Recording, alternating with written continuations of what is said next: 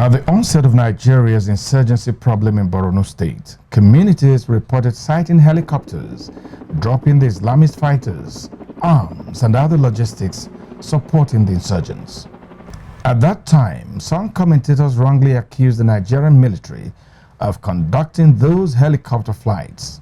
In other words, some elements of the Nigerian military were accused of religious sympathy and working with insurgents to undermine the Nigerian state. The military, of course, denied the accusation, but on the whole, the security agencies seem not to have taken the story of the mystery helicopter as a credible information. With hindsight, the sophisticated hardware which Boko Haram brought into its fight against the Nigerian state shows that ignoring the helicopter story was a big error. That initial accusation of a compromised military surfaced again when, out of his frustrations on the setback in the war against Boko Haram, Borno State Governor Babagana Zulum repeated the refrain of a military whose elements were working against the national interest. There is serious sabotage in the system. I said it before. When I was attacking Baga, I said there was a sabotage in the system. But people don't understand. Some are saying that I'm trying to condemn the Nigerian military. No, there is sabotage in the system. There is sabotage within the politicians. There is sabotage within the Nigerian military. There is sabotage within the civil servants. For us to, there is corruption in the system also. For us to succeed, we must address this, all these layers. In 2020, a major attack again took place across 3 local government areas of Niger State. The attack lasted over 5 hours, and the attackers razed communities, killed those who resisted, and took away over 1,000 cattle. While the attack lasted, a helicopter was sighted by the escaping residents flying over the area of the attack. It only flew away after the attack was completed. Was it a mystery helicopter giving cover and information to the attackers? Some informed Nigerians argued that the helicopter must have been that of a security agency, providing vital information to ground forces to react appropriately. The helicopter hovering, reliably, we have been informed that as soon as there is a sign of the bandits, the Air Force in Kaduna and sometimes in Abuja will enforce. Oh, what is happening is the bandits will now notice the helicopter and they will now run into the cave. As soon as the helicopter hovered and leaves, they will now surface and attack, and the villagers will now say, oh, the helicopter brought them.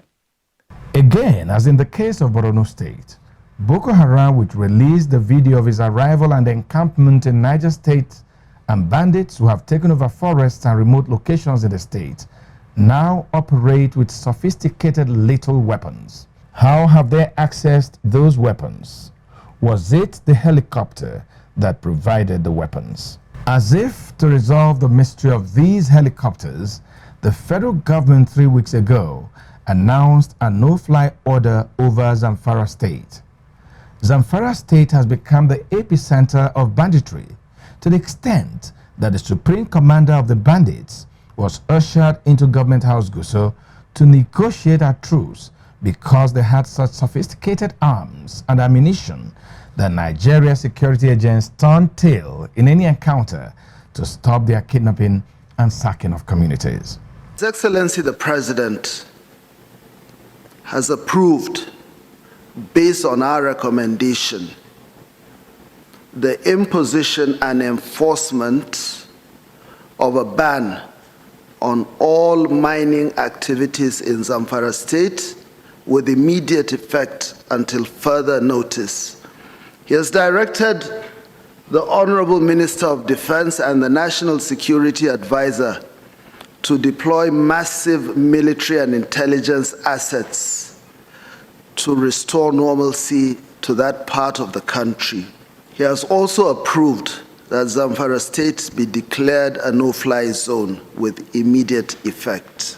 Before the presidency admitted that helicopters were dropping logistics for these criminal bandits in Zamfara State, before the presidency accepted that the helicopters were involved in ferrying out illegally mined gold from Zamfara State, was there no mechanism for determining the mission, destination, and operators of helicopters in Nigeria? Who or which institution is responsible for keeping Nigerian airspace secure? The Nigerian Civil Aviation Authority should know all this. It is within their purview and their responsibility to actually grant permits within the airspace of Nigeria for civil aviation.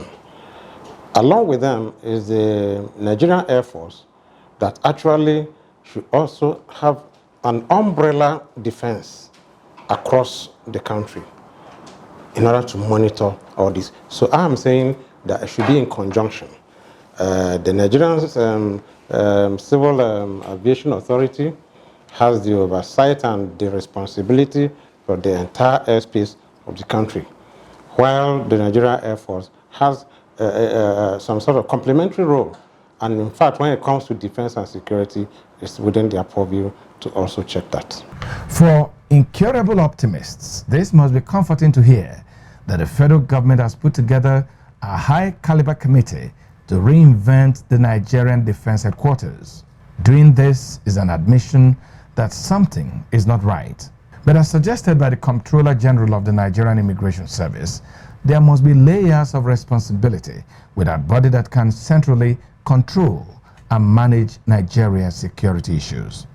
And government should create a system that will monitor the ability of agencies to collaborate. It's key.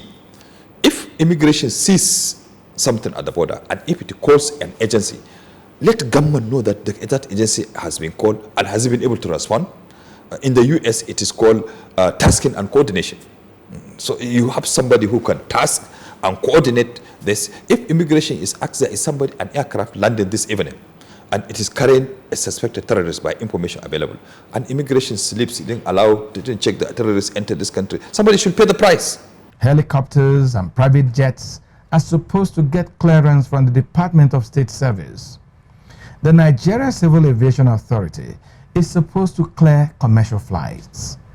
These agencies provide the identity, operation, destination, and mission of aircraft within their jurisdiction. But to whom do they report? And in the case of failure, as in the mystery helicopters, who should pay the price?